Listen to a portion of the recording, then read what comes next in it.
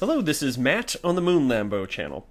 Unquestionably, the biggest news of yesterday, perhaps of all of 2020, and that's not hyperbole, I don't think. I mean, perhaps the biggest news of the entire year, in the world of crypto at least, would be that the federal government in the United States has greenlighted? How do you say it? Greenlit? Probably greenlit. Banks can now hold cryptocurrency on behalf of customers. They can custody crypto. Huge news. But did you know that Brad Garlinghouse, Ripple CEO, predicted this? He was so close on nailing the timing down, so freaking close. So I'm going to share that with you. And so again, this is the biggest news for sure of yesterday, and again, probably the entire year. But I actually didn't know that or maybe I just knew and just didn't recall that Ripple CEO Brad Garlinghouse said, yeah, this is definitely coming. I'm also going to cover this story, which came out today. Payments giant Visa reveals roadmap to supporting Bitcoin and cryptocurrency. All sorts of interesting adoption-related news lately. But before we go any further, first things first, if you would please delicately tap that like button. I would definitely appreciate it. You don't have to. You can still hang out. But if you would, it would just make my heart feel all warm and fuzzy. And also go ahead and subscribe to the Moon Lambo channel. Because if you do, you will achieve true happiness. So just to make sure the table is properly set here, I do want to briefly touch on the actual news yesterday. And here's a story from Daily Hodl, which came out today because, they're a day late on the biggest news of the entire year in the world of crypto. But I like Daily Hodl. I'm not going to be too hard on it. But here's the headline. Top U.S. regulator says banks can hold Bitcoin and cryptocurrency on behalf of customers. Or as I headlined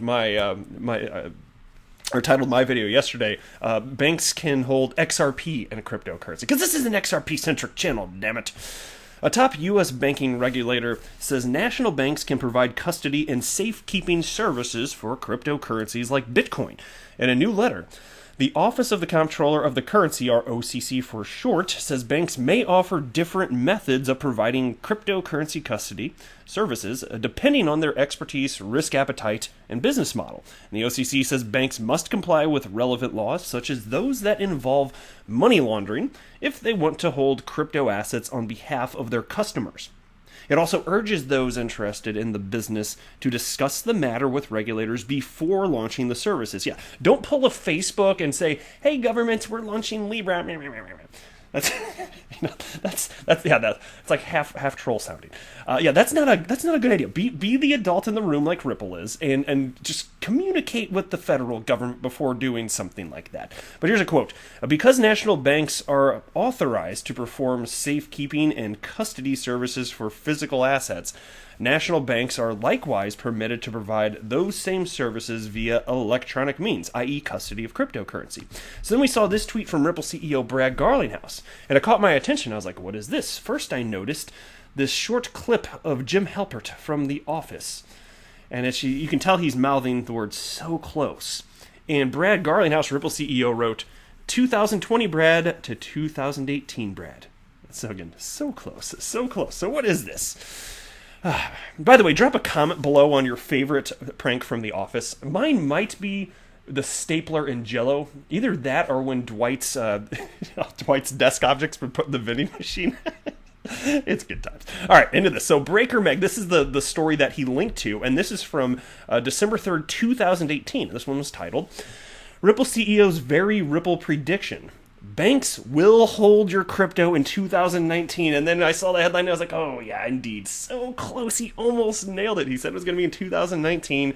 And here we are, mid-2020. And there's the green light there. So, as far as banks actually holding it, okay, technically we're still a little off. But you got the green light here, right?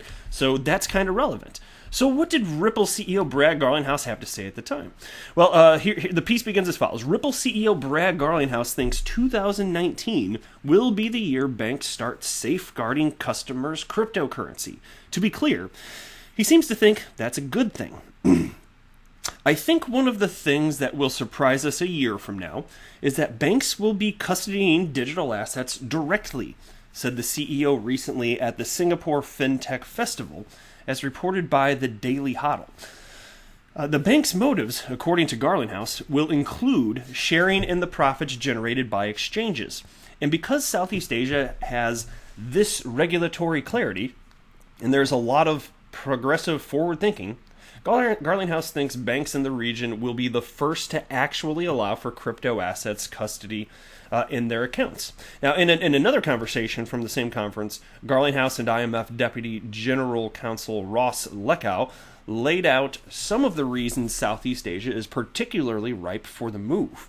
The region receives $130 billion in remittances each year, money sent home by citizens abroad, partly because banks in the region don't have a good global relationships. Those remittances are particularly expensive, making crypto solutions like Ripple's own solution particularly attractive. And that's not surprising, right? But the technocratic utilitarian thinking is precisely on board for Garlinghouse and Ripple.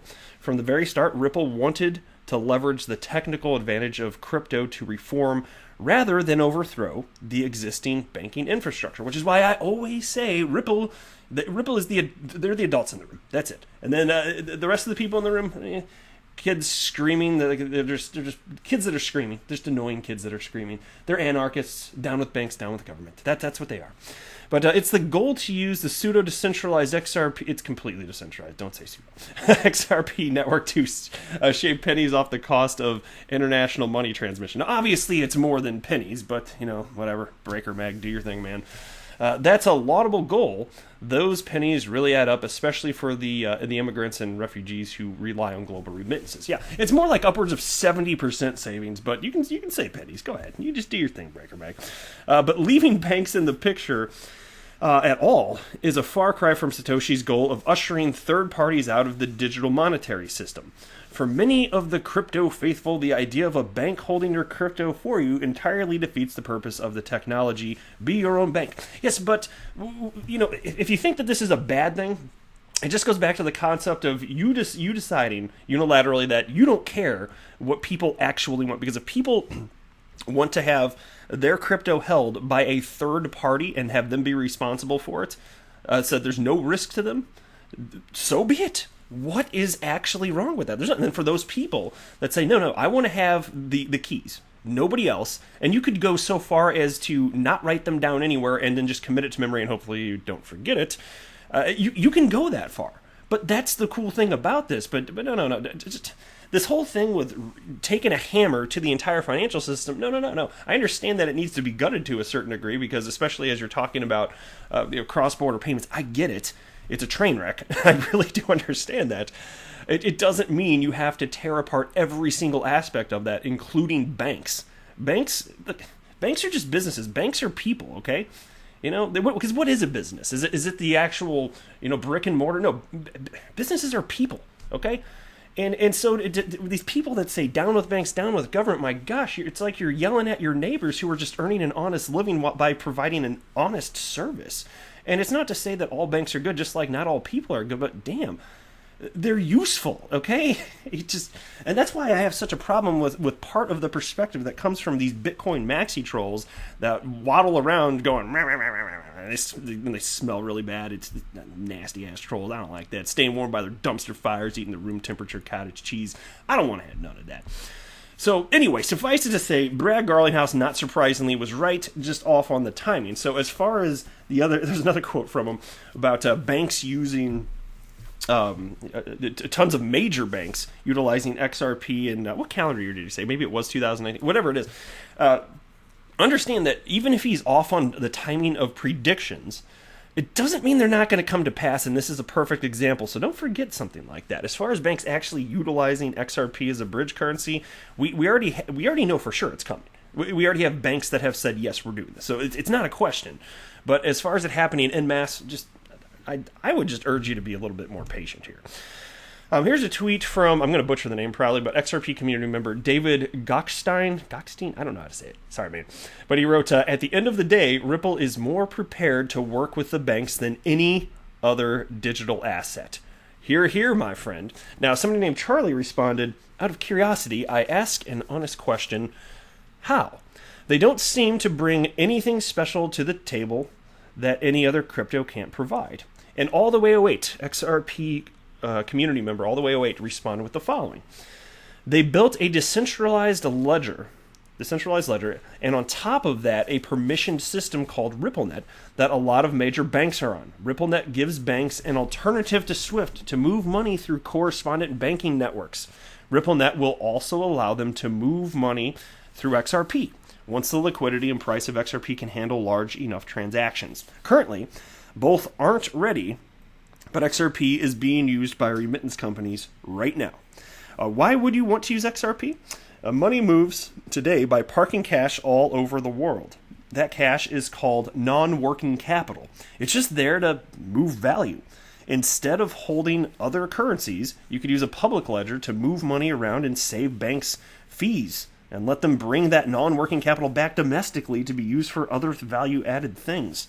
The public ledger needs to be fast, cheap, and to scale enough for worldwide use. Many cryptos can't offer that.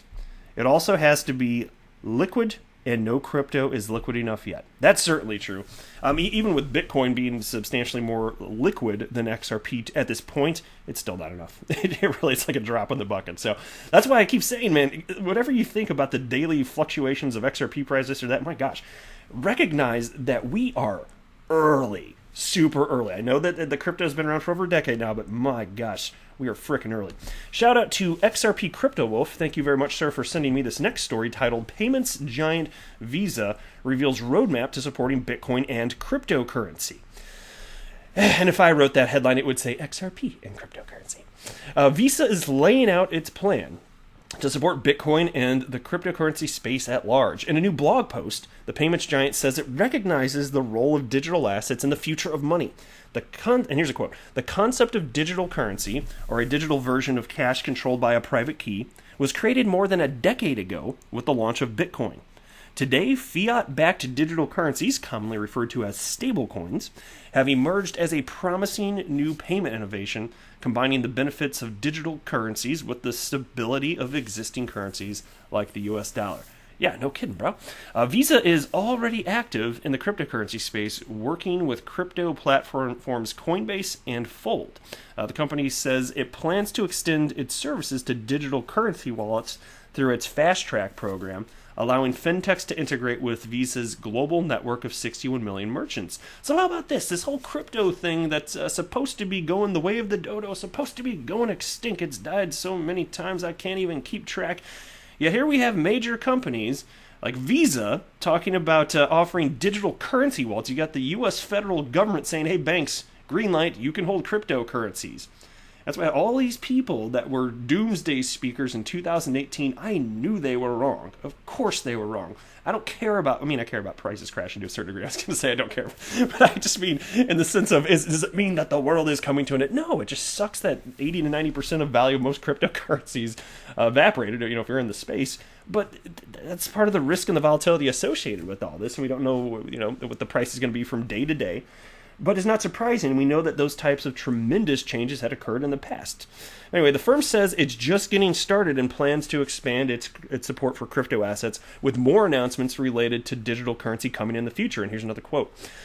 We've been advancing and evolving our digital currency strategy for quite some time. Last year, we made an investment in Anchorage, a company building security infrastructure for the digital currency ecosystem. We believe that digital currencies have the potential to extend the value of digital payments to a greater number of people and places. As such, we want to help shape and support the role they play in the future of money. We look forward to sharing more with you on this work in the months that follow. So we'll see. Whatever you think about all this, though, I'm telling you, man, I don't think I'm wrong about XRP. I am Mr. XRP Bull, but and I'm not offering financial advice, but even if I'm wrong, I am 100% sure the cryptocurrency asset class is here to stay. I'm even more confident of that. And again, clearly utility matters and XRP is getting used, so unless something horrendous happens, I think XRP is going to be here for the long haul. But I'm just saying, even if not, there's so much that you can do with crypto, not possible without this blockchain technology. It's here. But that's it for this video. I am not a financial advisor. Do not buy or sell anything because of anything that I say or write. That would be a very, very, very bad idea. Until next time, to the moon, Lambo!